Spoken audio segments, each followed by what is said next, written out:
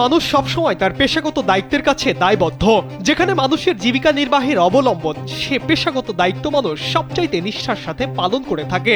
এমনই এক পোস্টম্যানের পেশাগত দায়িত্ব পালনের নজির মিলেছে সীমান্তবর্তী ময়মনসিংহের হালুয়াঘাট উপজেলায়। জাতীয় সংসদ নির্বাচন উপলক্ষে যানবাহন যখন বন্ধ, ঠিক এই মুহূর্তে এমন সীমাবদ্ধতাকে বৃদ্ধাঙ্গুলি দেখালো নির্বাচনে পোস্ট ব্যালট বহনকারী ময়মনসিংহের হালুয়াঘাটের সীমান্ত লাগোয়া এক পোস্টম্যান। কোনো ধরনের যানবাহন না থাকায় কখনো রিকশায় চেপে, কখনো বা হেঁটে 57 কিলোমিটার পাড়ি দিয়ে শেষ মুহূর্তে পোস্টাল ব্যালট পৌঁছে দিয়েছেন তিনি।